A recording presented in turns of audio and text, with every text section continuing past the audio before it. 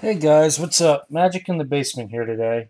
Um, today, I wanted to talk little bit about something that I heard about that happened over the weekend at some big tournaments, and it kind of made me think back to my experiences in Magic, going through tournaments and just playing with people, LGSs, stuff like that.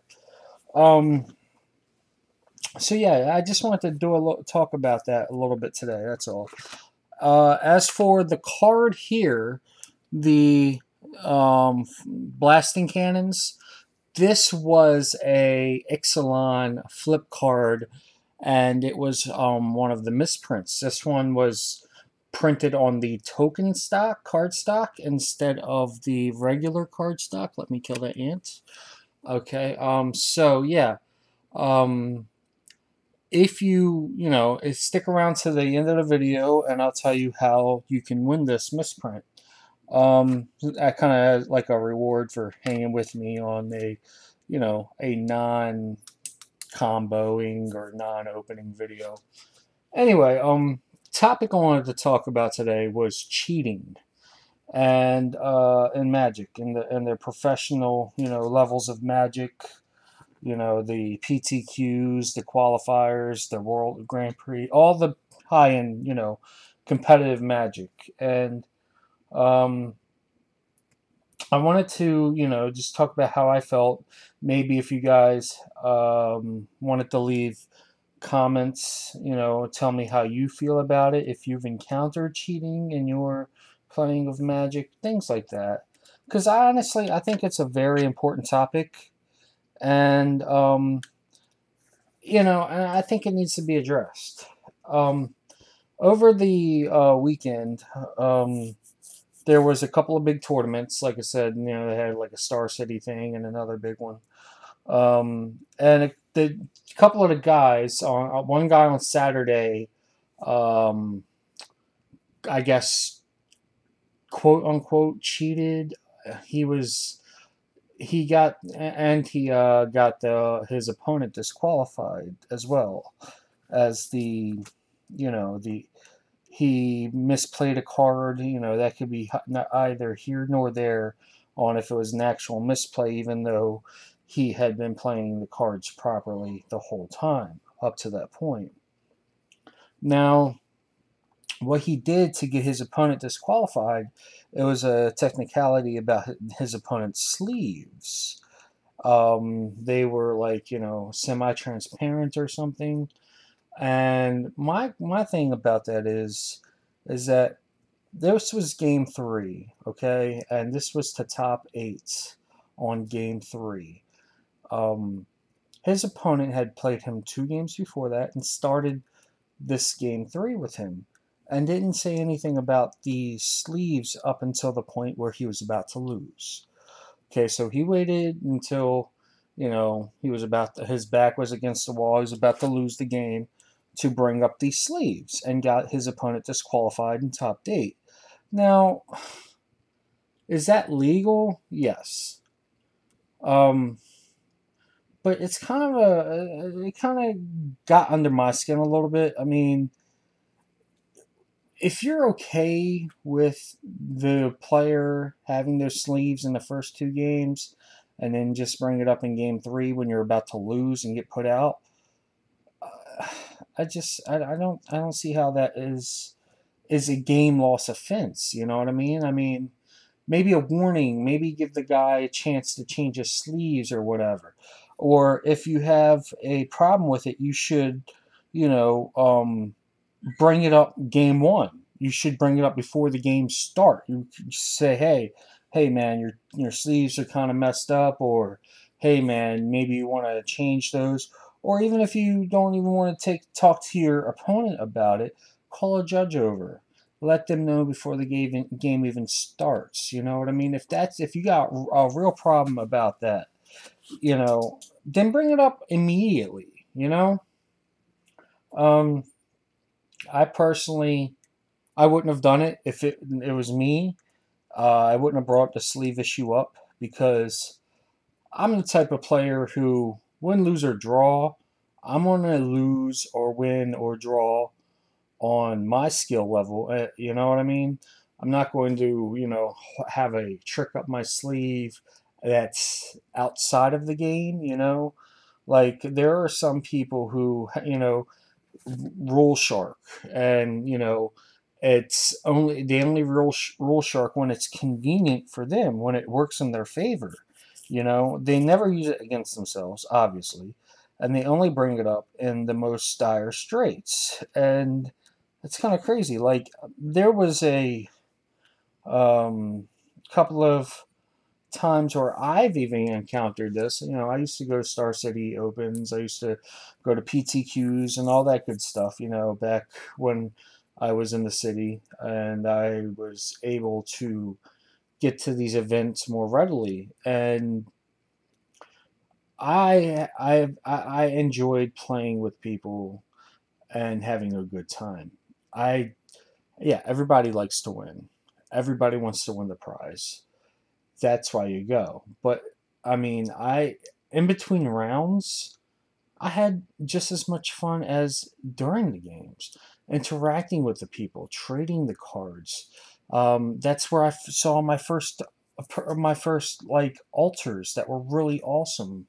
You know, and up until then, I hadn't encountered altars done by people. Only altars by wizards. Alternate arts by wizards for promos or whatever. I hadn't encountered people who did their own altars, and they looked amazing. I mean, I met people from out of the country, out of the state. It was a great time. And during the rounds, if someone made a mistake, I didn't call them out on it and say, "Judge, blah blah blah." I would let them know, hey, you can't do that, or hey, that's not how that card is played.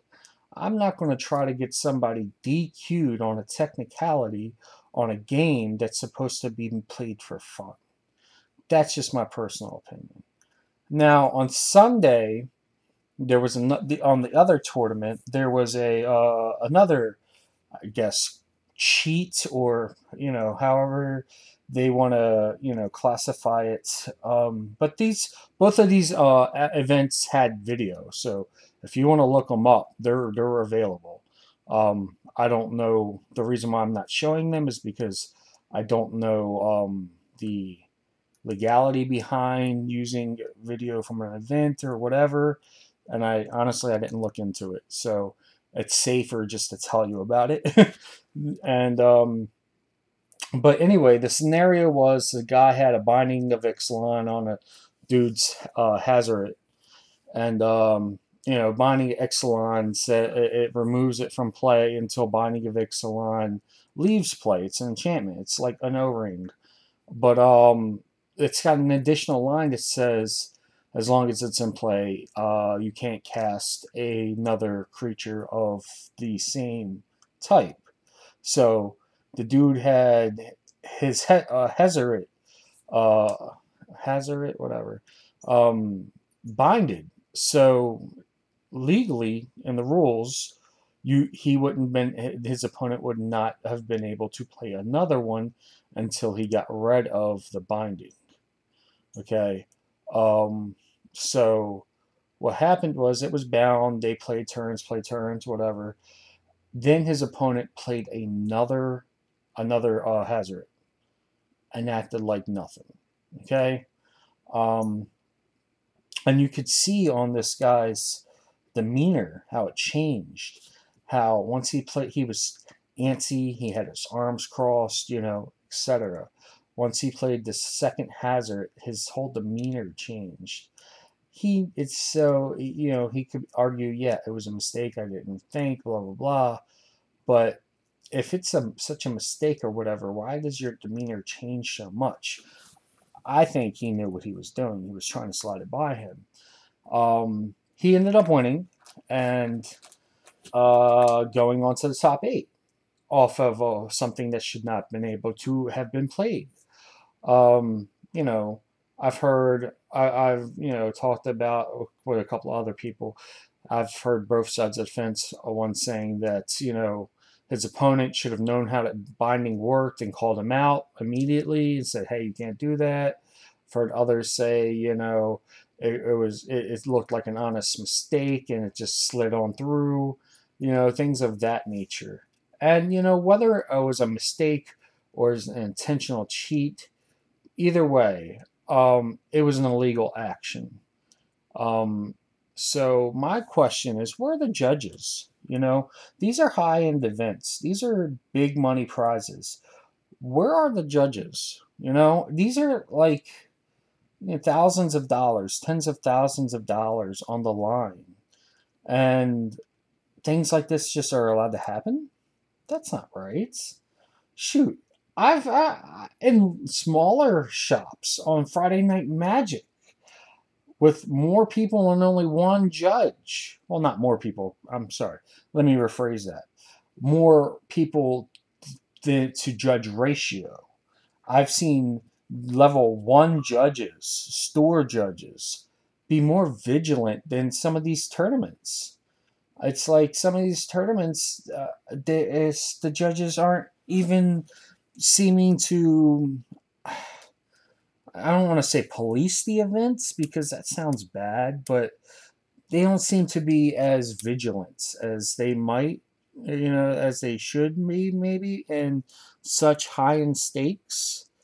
Um, so I don't know. What is your guys' opinions? You know, I feel personally that in these high end events, they should have a judge for each match.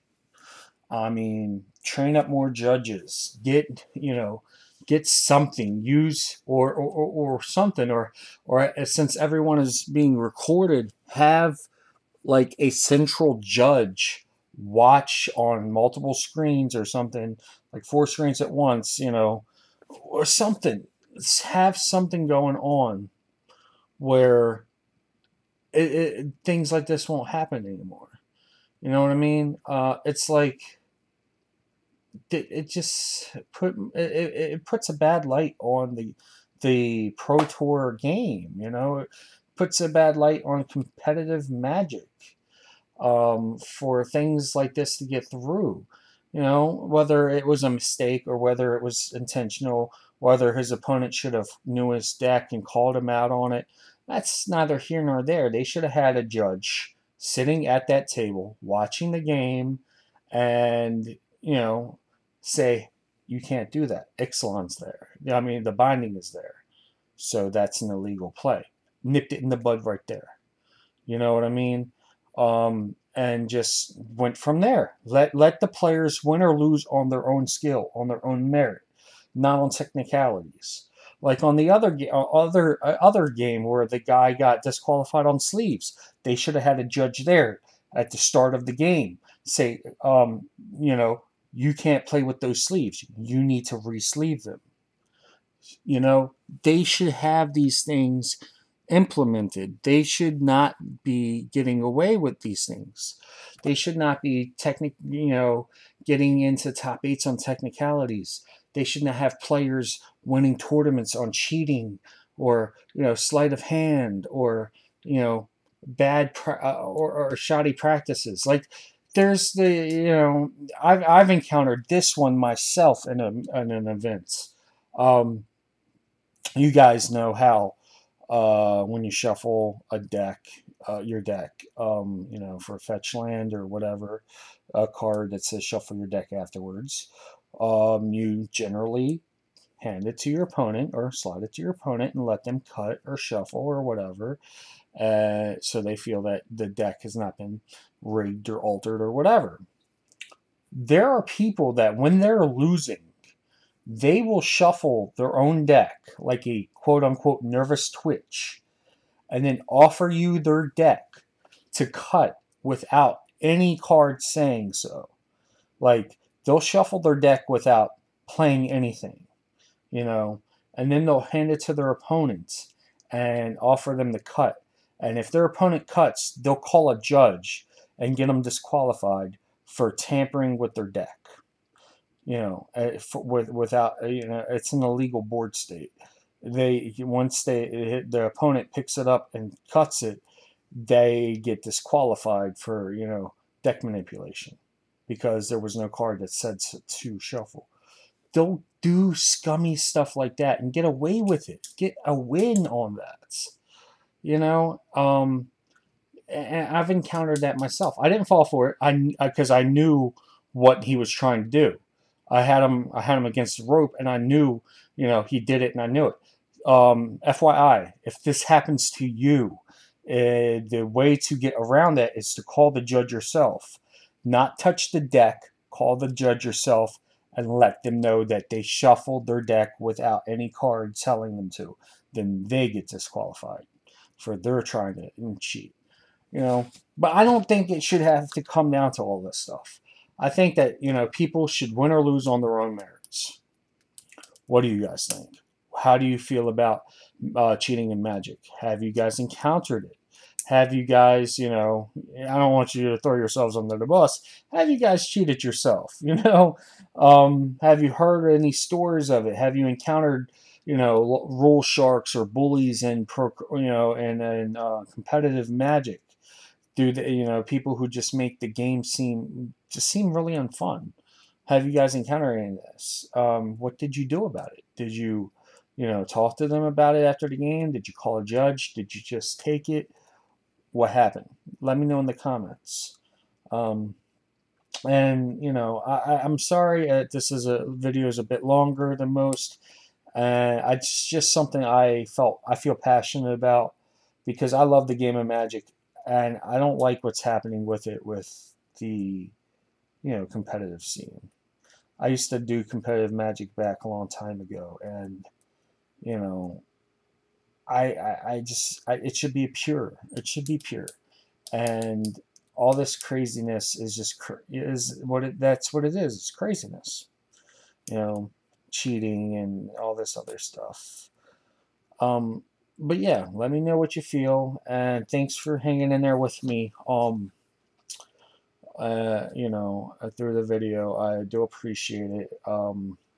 Tell me what you think. As for the card, okay, since you guys made it to the end of the video, um, to be eligible for this card, leave in the comments. Yeah, tell me your thoughts on the cheating, and I'll pick somebody out of the comments, and I will ship you this card. Like I said, it's a misprint. It's from the Ixalan set. It's on the token cardstock. So when you shine a light through it, it's completely like token paper. It doesn't have the little blue mark or glue or whatever that keeps them together.